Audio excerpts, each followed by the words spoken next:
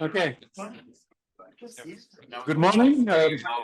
Overseas. Good afternoon. So let's start with a quick recap of this map by lambda.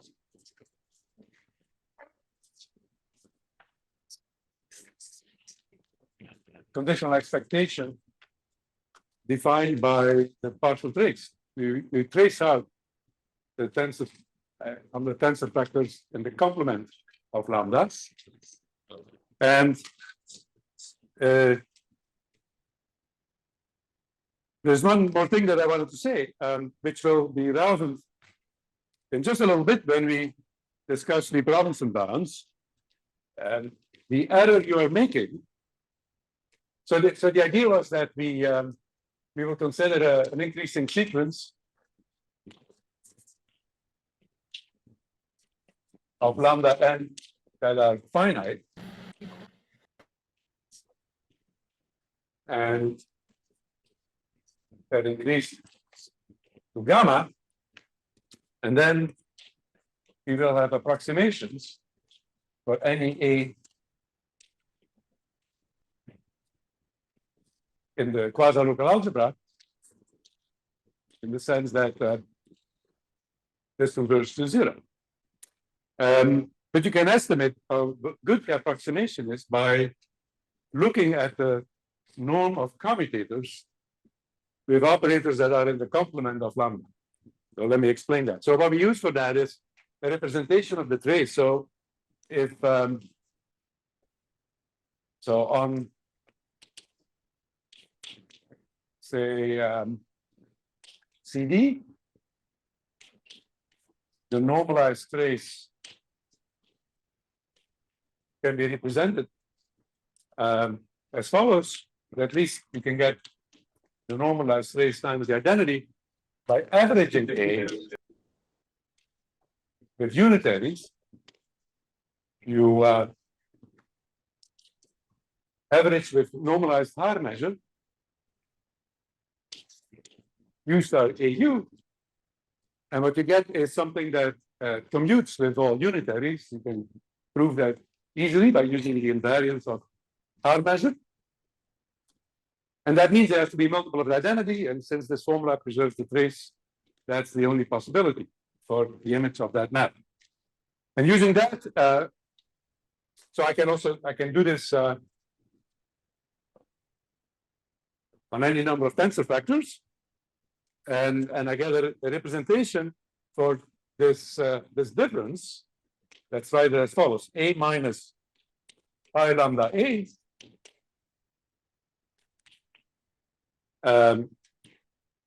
Which now is a partial trace, and that means that I'm going to use an average over unitaries in the unitary group of the complement of lambda.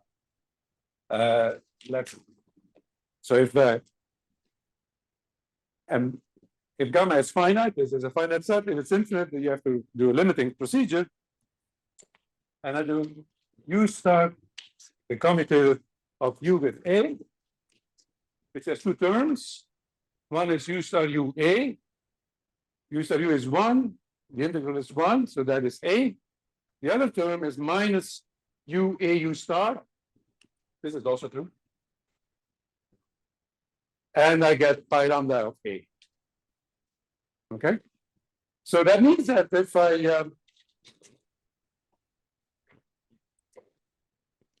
have an estimate for commutators, so this A is an arbitrary element, but the U is from the algebra associated with the complement of lambda. And so these U's commute. So if A in particular, as immediately shows that if A is actually supported in lambda, these commutators are zero, and of course the lambda of A is just A. The partial trace is the partial trace of just identities. So what follows from this expression is that the norm of A minus pi lambda A has to be smaller than the integral of the norm of these commutators. which is less than the sup of this commutators because it's a normalized measure. So I can take the sup over B in A gamma minus lambda, say norm B equal to 1 of the norm of AB. And then, because I said this before, that so pi lambda A is in A lambda, and therefore commutes with such B's, I can subtract it there, and I get also an upper bound of A minus pi lambda A. Excuse me, could you move the either the top or up or the Yes. bottom one down? Thank Okay. you. So we can, so this sup over B's of norm 1 that are supported in the complement of lambda of the norm of the commutators is basically of the same order, up to a factor of 2. It's the same as the difference between A and pi lambda A. The problems and bounds, which we will discuss in a moment, give you estimates for this, and so you can also reverse this, of course. And so you can get estimates of one in terms of the other, up to a factor of 2. Okay. So that is one motivation to go after the problems and bounds. Because we want to quantify the quality of approximation that we have. But before we do that, let's introduce some norms that actually express this quality of approximation. And you do this by introducing some what I informally call decay functions G, which are defined on 0 infinity, and they are positive and non-increasing with limit 0. Vanishing is the limit R to infinity of G of R is equal to 0. I'll give a bunch of examples that have nice properties in a second. And then we can use these to quantify this decay, and we introduce a norm. And so what I'm going to do, I'm going to use a sequence of increasing finite volumes, sometimes called an increasing and absorbing sequence or a cofinite sequence. There's different names. And I'm going to pick such a G. And then I can define a norm that depends on these two things in general. By adding to the C star norm the error A minus pi lambda n A divided by G of n, and then I will take the sup over n. I can take R real numbers, or I can take natural numbers. It's not immediately obvious. It's the same, but it's equivalent norms. It's not difficult to show that this is a norm. And then for each such sequence, I can now go back to my local observables and complete them in this norm.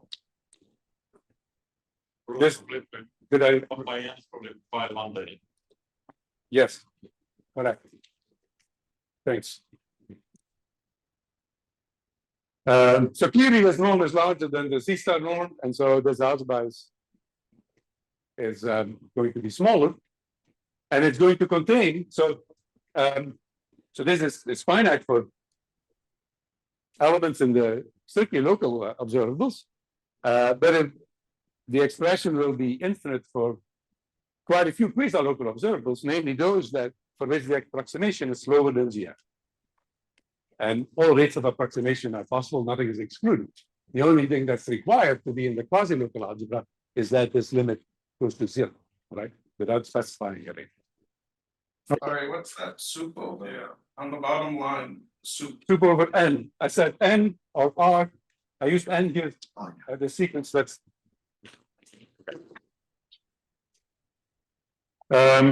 Okay. So this is now a Banach star algebra. Two properties you need to prove. It's a good exercise. The norm is not a C star norm, it's not a C star algebra. But it's a good way, and it's for suitably chosen G, an interesting object because we will have operations that work well for sufficiently local observables, and we will have maps that leave that invariant and so on. Okay, so a useful example, of course, I can take my lambda n to be of the form a ball of radius n.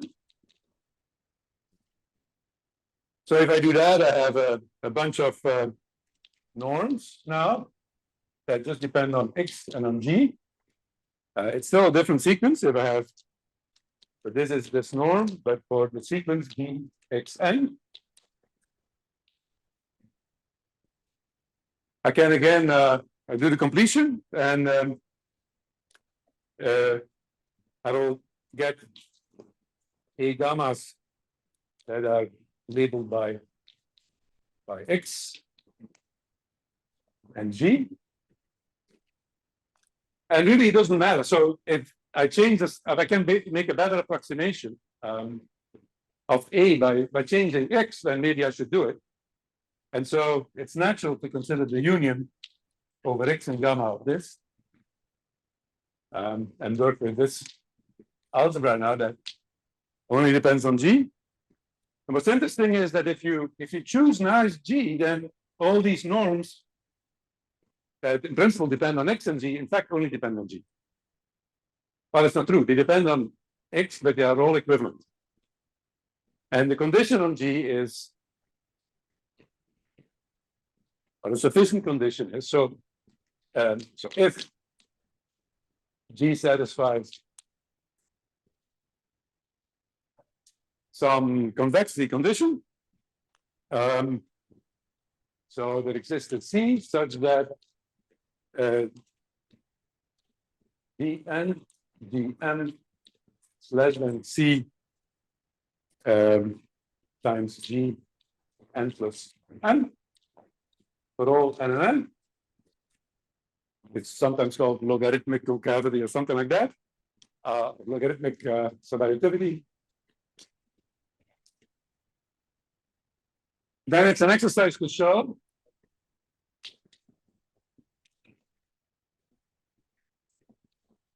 that for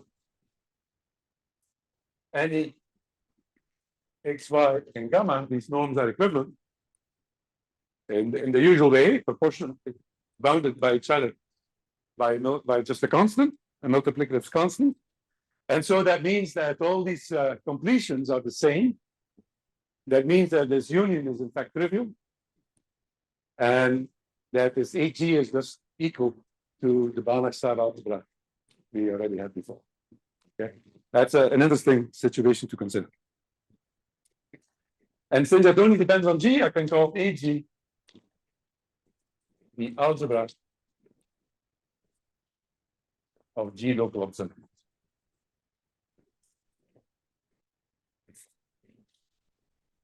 And an example of a class of G's that we will use and satisfy that condition is G of R equal to 1 plus R to some power C e to the negative A R to the power theta, where this C is positive, A is positive. Yes, it depends. Any reasonable combination so that the limit is equal to 0 will work, and theta reasonable to take in 0, 1. For greater than 1, it would satisfy that condition. So they satisfy this condition star.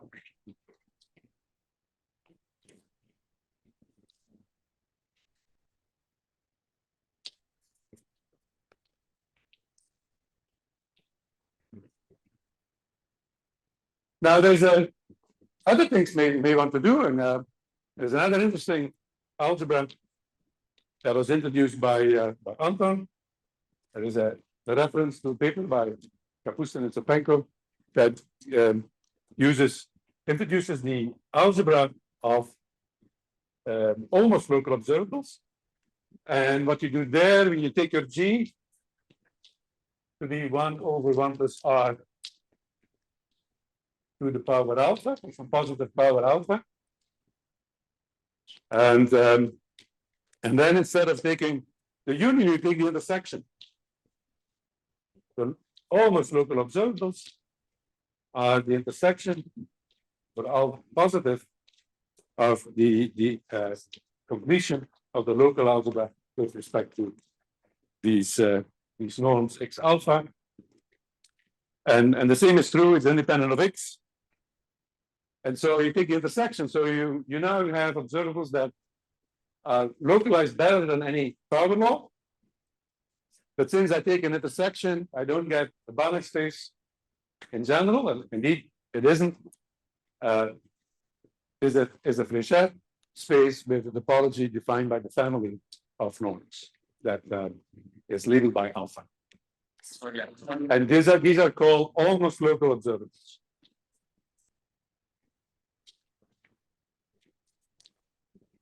And it also has nice properties.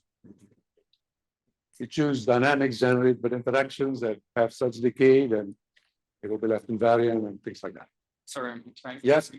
The formula in your example, does it say 1 plus R times C or to the power C? To the power C. Okay. It's a power law, yes. So it can be pure power law, or a pure exponential, or a stretched exponential, or a product of the two. Just you shouldn't take all these constants equal to 0, then it doesn't vanish everything. That's the only thing you shouldn't do. Okay.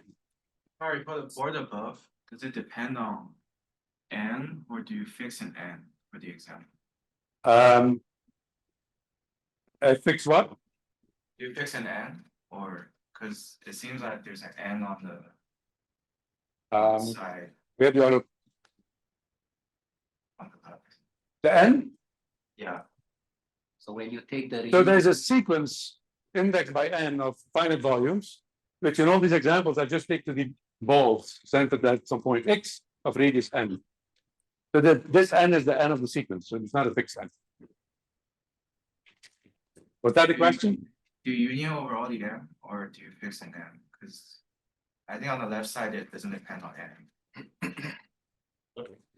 I think I'm just confused. It's taking a limit as n goes to infinity, basically. Something like that. So this is a sequence, right? So no, this doesn't depend on N. Okay, Yeah, I knew. it depends on. I guess I put an N here. Or what? I put Okay. more N's, it depends. Yeah, okay, it's a notation. Thank you. And here it doesn't depend on N because I take a soup. Okay. All right. So that's for observables, and I do something similar for interactions. So let's see whether we can continue a little bit, I think.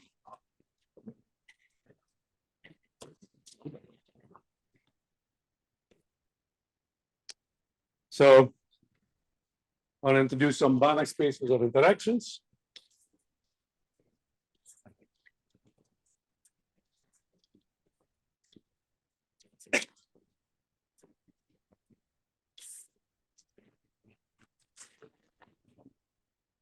And so there's many ways of doing this again.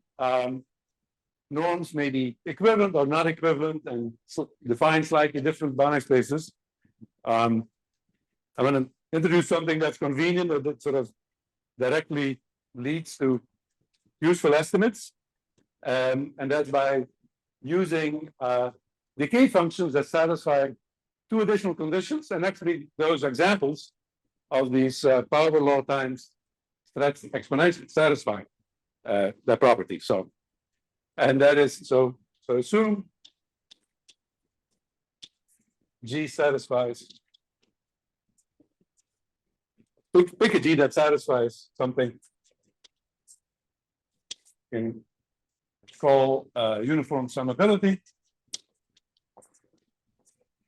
So if you sum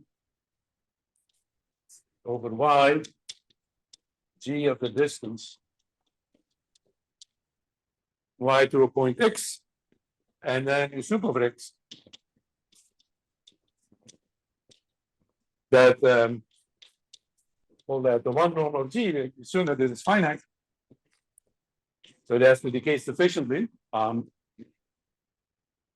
instance, if you have a new regular lattice, if you remember what that was, you take you can forget the exponential part, just take c strictly greater than nu plus 1. This will always satisfy that condition. And then there's some evolution type inequality that is also satisfied by these functions. Exists a constant Cg such that if you sum over z, g of the distance x to z times g of the distance z to y, you sum that over z, it's bounded about by g of the distance between x and y, for all x and y in the lattice. These functions satisfy that. And if you have that, we say that g is a net function. That's what we called it in the paper where we first used it, because our notation was f for the function, so it wasn't a particularly inspired name. It doesn't, but you're welcome to come up with something more descriptive. So these are just additional properties that this family of functions satisfies, and so we will work with those and be able to state a whole bunch of nice theorems. So then for interactions, we will define norms in slightly different way, because if you have an interaction, it produces these terms phi of x in the Hamiltonian. So for an interaction P, which was a map from the finite subsets to the local algebra, and the image of every finite set was in the support mechanics in that finite set. But it's not just the norm of this thing that's important. It also matters how extended it is. So you want to combine the two, and this is here a norm that does exactly that. So the G norm of an interaction phi, so it will be a soup over pairs of points. The idea is that bounds in some way the decay of the strength of the interaction. I'm going to do that by dividing by G, the sum over all terms that contain these 2 points, the norm of phi x. So this is the norm of an interaction term that lets the system at little x and little y interact. I penalize it by dividing by this decay function as soup over pairs x and y. I call that the G norm of f. Okay, so we will also use time-dependent interactions. So in a second, I will show you how. And so if phi itself depends on time,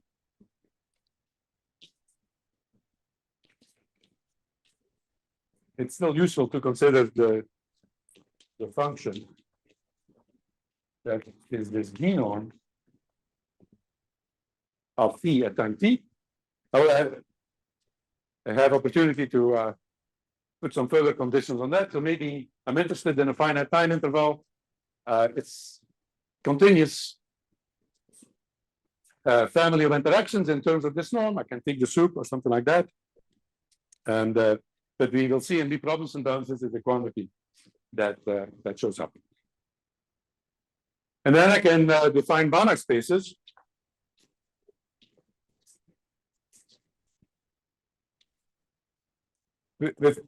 In terms of these norms, I will not go to the exercise. So I will have, say, BG, this depends on the lattice, but I choose in particular to emphasize the dependence on Z. You got finite spaces of interactions. And they are those, exactly those for which this norm is finite. Or I can have BG of an interval 0, 1, maybe. So that would be this case, where there's a time parameter or a parameter, could be fictitious time, could be another parameter. And I can, for instance, I can take a soup over a soup norm. I will later assume differentiability and so on. So there is a whole variety of spaces that we can introduce in the same spirit. Okay, so that's the basic thing. So one thing I still want to explain before we start sort of the topic of today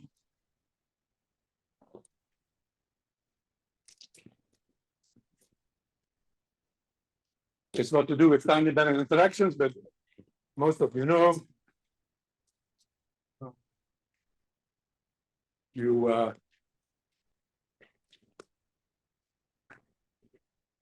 resolve solve differential equations with non-constant coefficients.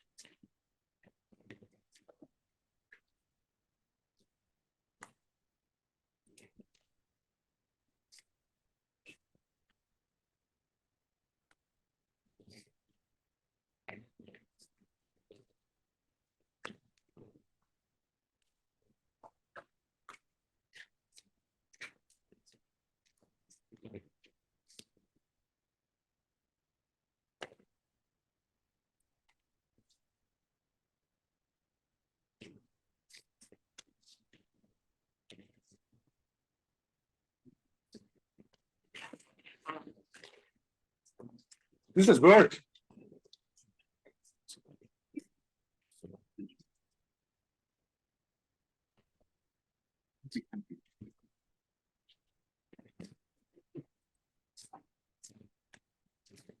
One advantage of the air conditioning being broken is that these boards are going to dry really quickly.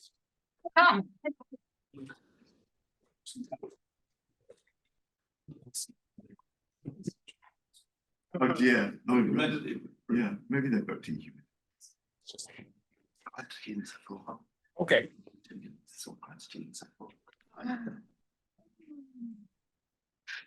In the good old days. Should have come. So now, a quick reminder about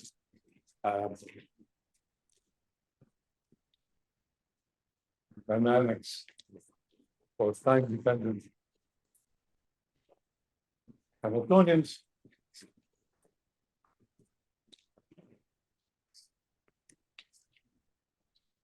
It's maybe not necessary. I don't know. So in finite systems, we just solve the Schrödinger equation. It's a linear equation. One way to write it is that you're going to now have unitaries depending on S that solve the Schrödinger equation with a Hamiltonian that may depend on time. Okay, that's Schrödinger equation. And I put U from 0 to 0 to 1. So I put two time parameters because it's now the evolution from time 0 to time S. S can be positive or negative, and then you can extend it to non-zero starting times. We can introduce the Heisenberg dynamics in the same way as before by taking the adjoint action of this family of unitaries which satisfy the cocycle condition. And you can, of course, easily derive the equation satisfied by the automorphism. This is the Heisenberg equation. So it's you have to apply to the commutator with the Hamiltonian. You have to translate it, evolve it to time s to have the right hand side of your Heisenberg equation. So I'm really not doing anything very special, but everything we've said about taking the thermodynamic limit and so on holds. You will get a cocycle of automorphisms if it converges on the algebra of quasi-local observables, and there will be strong continuity as before. The conditions are essentially the same, and I will be able to derive the Robinson bounds, all with the same proofs. It's really nothing very new, but it's useful, and we need it in what we're going to do later about automorphic equivalence. All right. So over here, the basic deep Robinson bounds.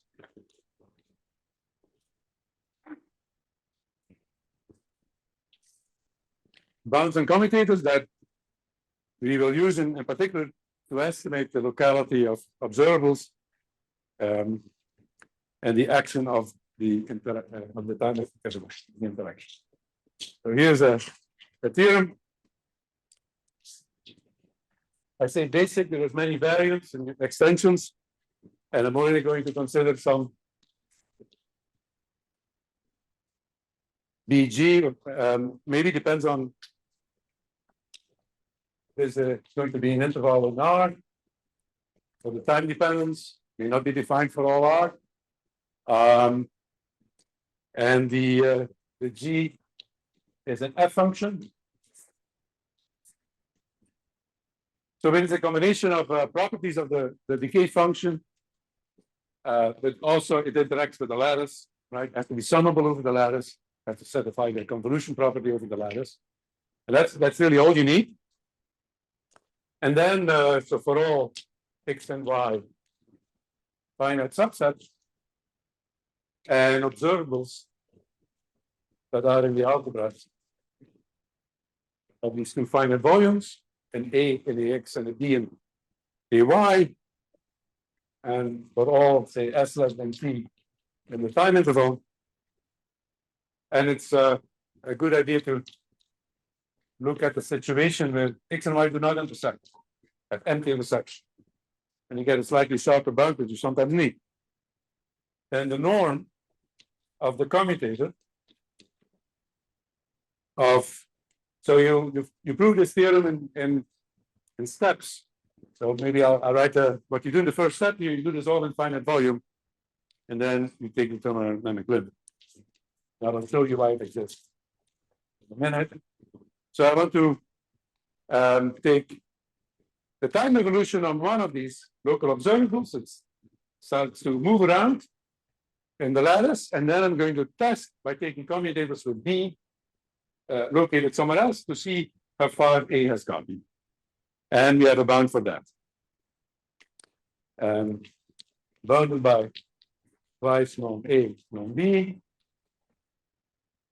And then the time-dependent part in this context, if it's a time-dependent interaction, the natural thing to do is to integrate the norm of the interaction over the time interval that you are considering. That's the time-dependent part. And then the spatial decay is given by some function, and maybe it's better to write like this. If something just depends on X and Y, and this dxy 1 over CG, which is this convolution constant, otherwise not important, and you sum over X and Y, pairs of points, X and X, Y and Y, g of the function, the distance between x and y. And so if x and y are separated far away, then dxy is at least the distance between these sets, and this is a small quantity. You can bound it in value space depending on the situation you are interested in. So that's sort of the basic problems bound we're going to use in a number of applications. Maybe it's useful to specialize to some common situations. Okay. Take a push.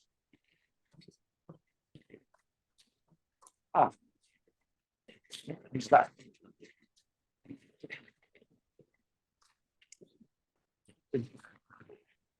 I'm not good at billiards.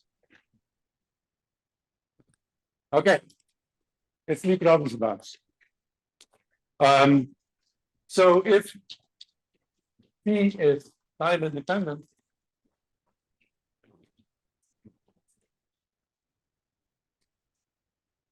then of course this integral is just can be bounded by the norm times the time, and so we get the time dependent part becomes something of the form 2 t minus s times t g, and if I take gr, one of these functions that has an exponential factor, let's consider this common case, where in fact it's an exponential.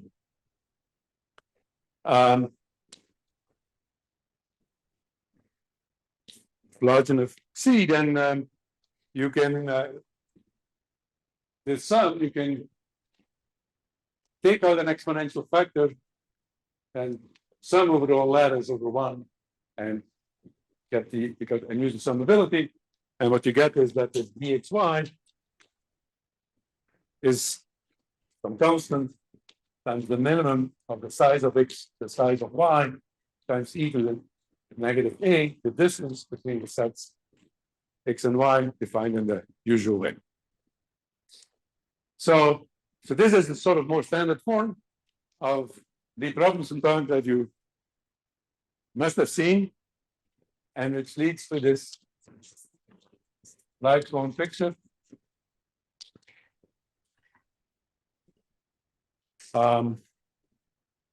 The thing is the following, that so if I now choose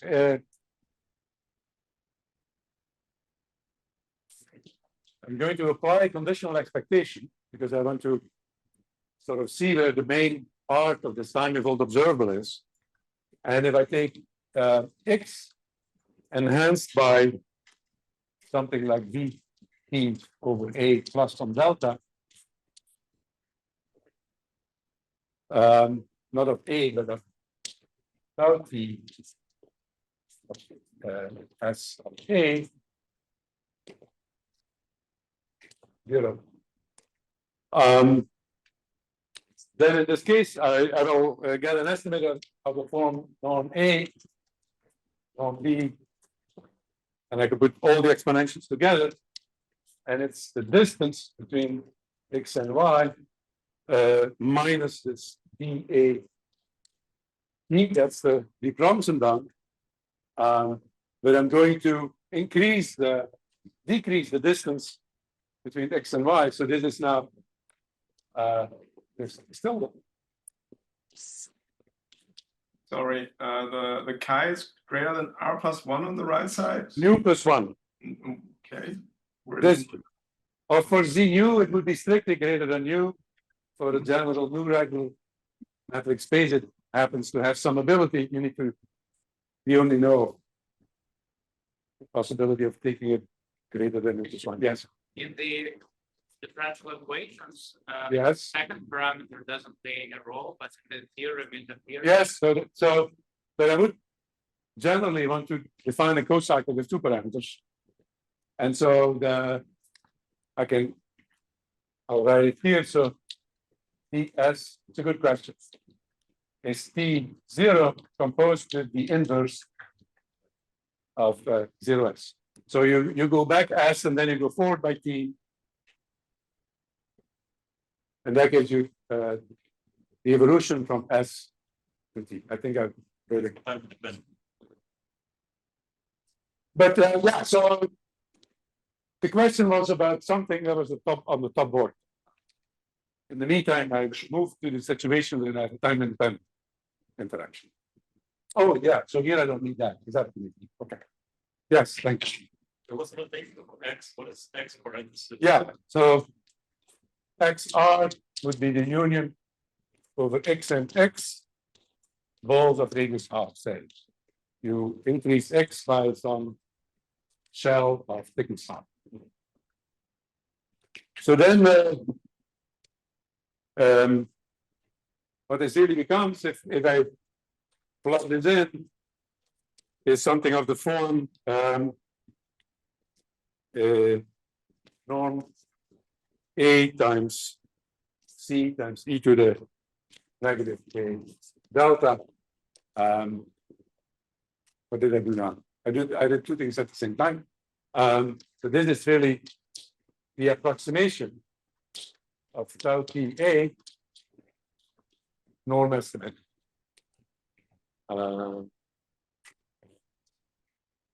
By using the Robinson bound and the inequality I had in the first board, where we estimate the difference between the conditional expectation and the original observable by the maximum commutator that you can have. And so in a picture, huh? There is no B there. Sorry. I have soup over B's of norm 1.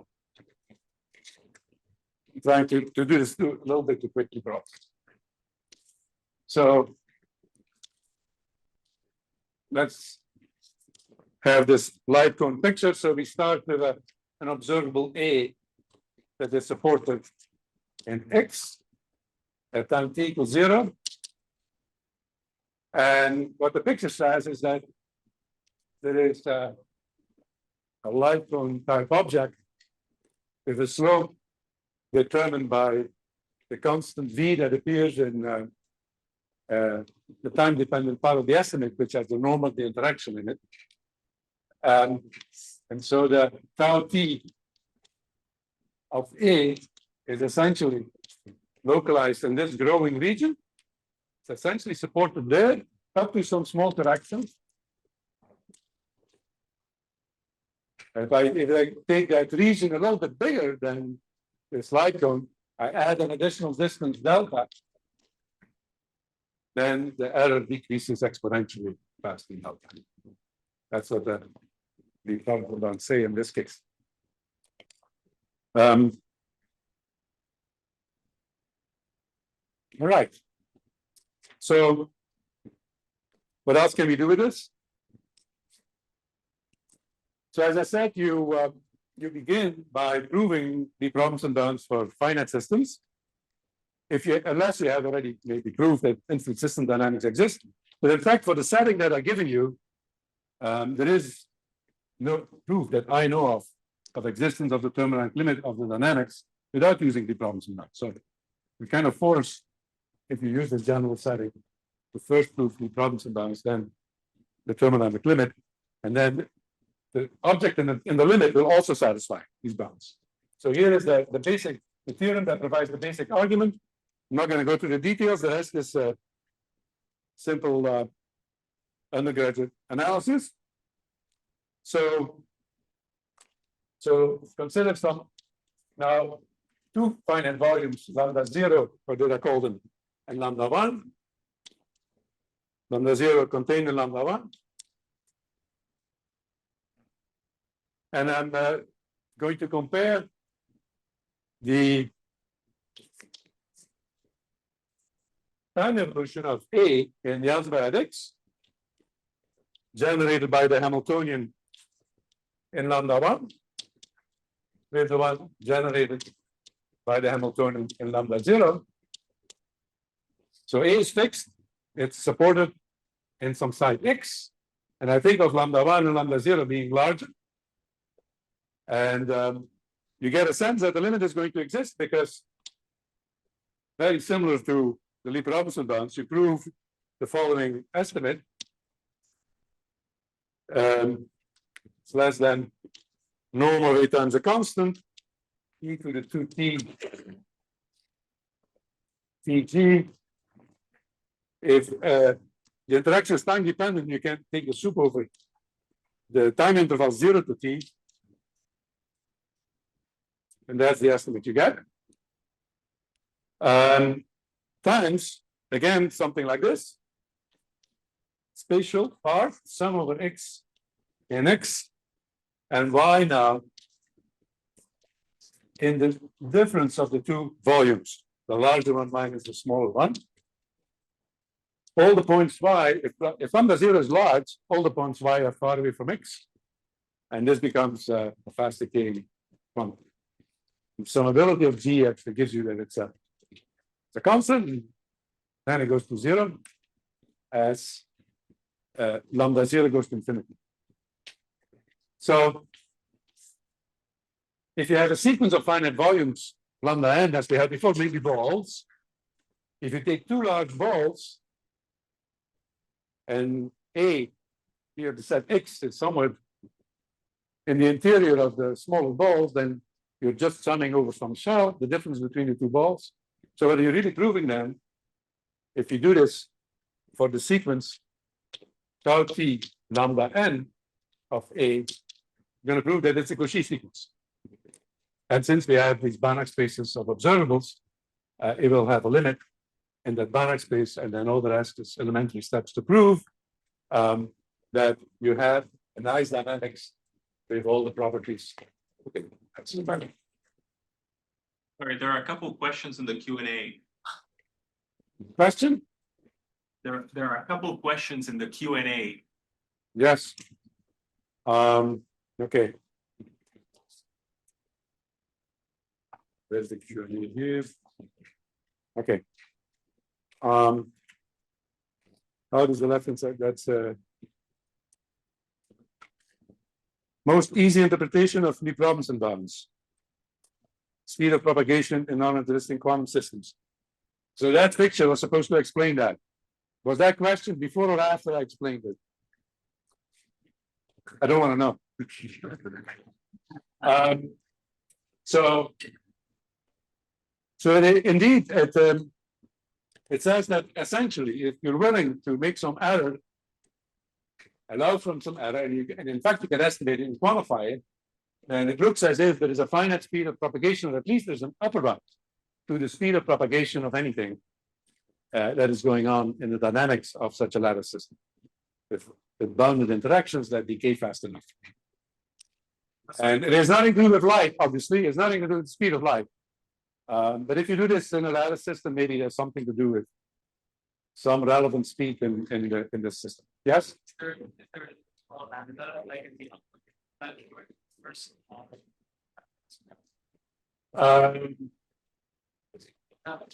Yes. Tau lambda. Yes. I'll leave the board up there, but imagine there's a lambda. But then once you've done the thermodynamic limit, you apply the second theorem that says that in fact this, if you apply this dynamics for a sequence of finite volumes to a fixed observable, you get a Cauchy sequence. And it converges to a strongly continuous dynamics. And then in fact, these all of you are saying continues and goes through the limit because these estimates in the right hand side, they never contain lambda.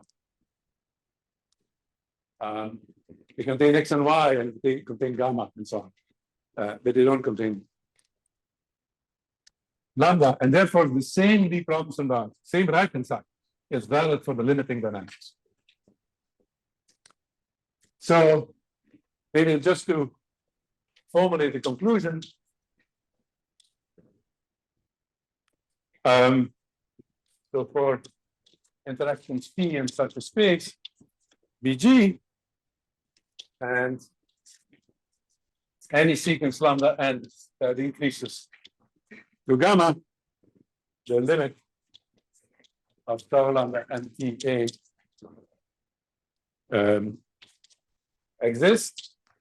I can call it now T of A and show that it defines a strongly continuous group or co-cycle of automorphisms.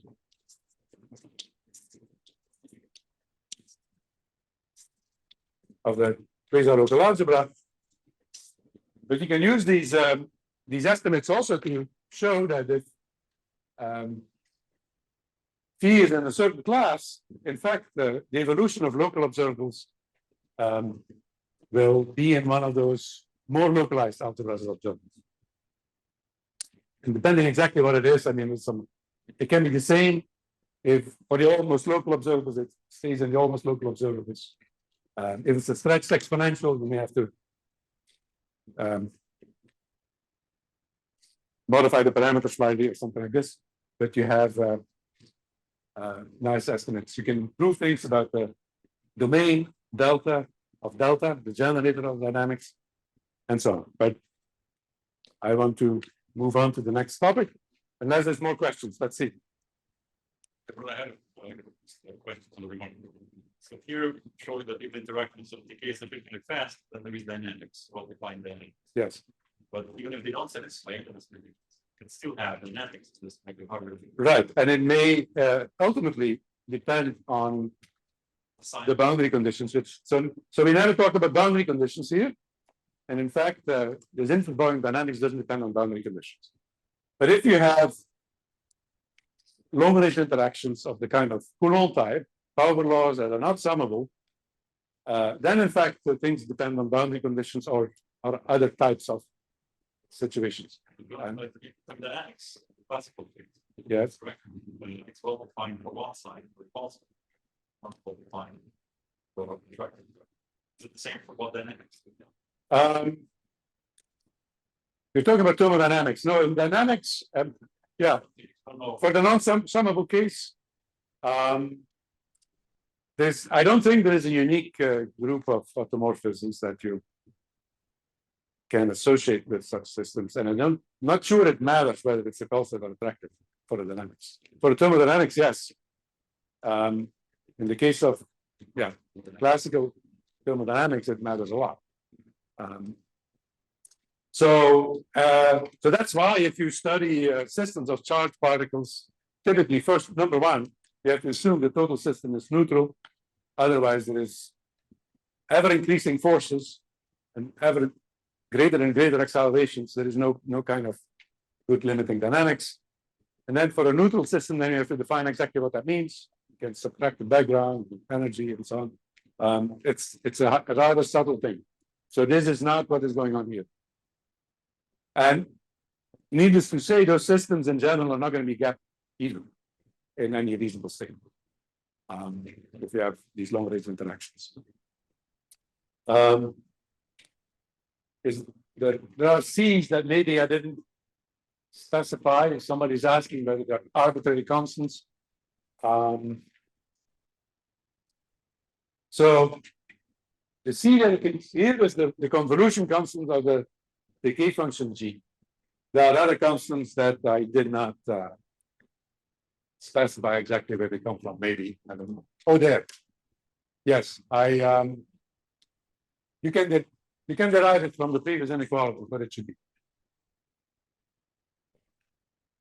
Okay, time flies. So I'd like to introduce the topic for last lecture.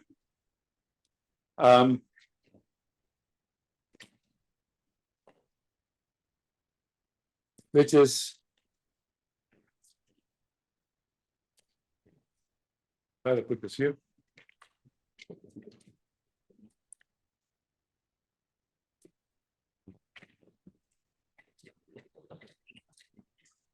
The quasi-adiabatic evolution, which has lots of applications,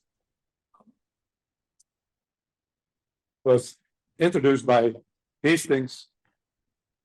In a couple of steps, there was a first paper by Hastings and Wen, but then there was a paper about higher dimensional Schultz-Maris theorems. In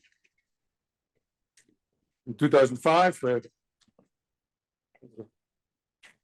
applied to Grady effect. Then several other applications followed quickly. And the deep Robinson bounds were essential to define it. And in fact, this was the start of sort of the resurgence of Leap Robinson bounds. In the first 30 years, the paper of Leap and Robinson got something like 30 citations. I think, if I remember correctly, it was less than 1 citation a year.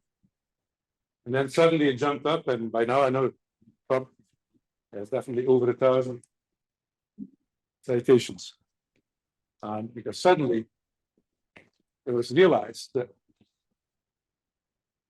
to study quantum many-body dynamics, it's really essential to quantify the locality properties of it. And those in turn can be used to study many things. So let me just sort of introduce this topic so you can dream about it and come back tomorrow for more details. There are various names for it. Quasi-abelic evolution is what Matt Hastings called it. Then in one of our papers we call it spectral flow, but it's not a standard spectral flow. This term is also used in other ways. So the important thing is that the generator, the interaction where the dynamics comes from, is defined by a formula that was essentially first introduced by Hastings. So I would call it the Hastings generator. And so let me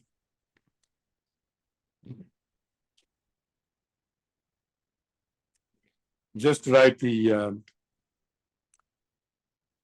formula that is going to look a little bit mysterious. So you're going to have a phi in some Banach space that is a little bit more fancy than what we have had so far. It has a 1, it's differentiable interactions. And it has a norm.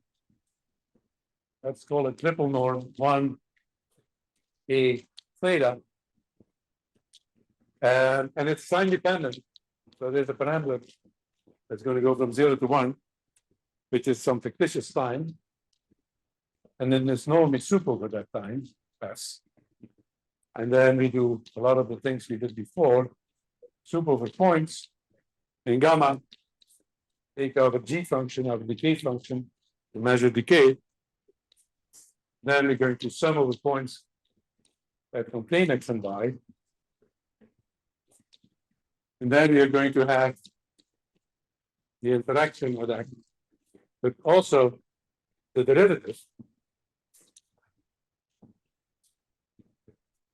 And in fact, we multiply that also by the size of X. So that's the norm we're going to use. And for such interactions, you can define a generator, which we will call the Hastings generator. So I will, I can write the formula at the top of my head, actually.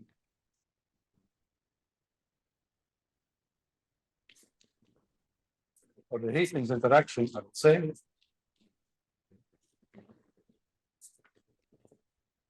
and it's not quite an interaction before further manipulation, which I will do tomorrow. It's defined as some kind of weighted average with a special function that we'll talk about of time evolved derivative of the interaction that we originally had. And I will explain the details. Excuse me? When you wrote out the triple norm and the sum, the rightmost sum, and I can't read this. Could you maybe just, yeah, exactly. Here, size of x times the norm of phi s derivative in the set x. Oh, okay, thank you. So this is, we assume that the interaction has this parameter s, and think of it as a time, and that's the differentiable. Okay, So why is that some? So going red side. so there's a sub of a pair, so this is a set x that contains 2 points, little x and little y. Yes. And then for each of such x's, I have the norm of the interaction, the norm of the derivative of the interaction, the term associated with the set capital X, and here also a factor of the size of that set. And then I divide by the g function, the decay function, and soup over pairs x, y. And then also soup over time. So there's no appearance of this y. That's the why.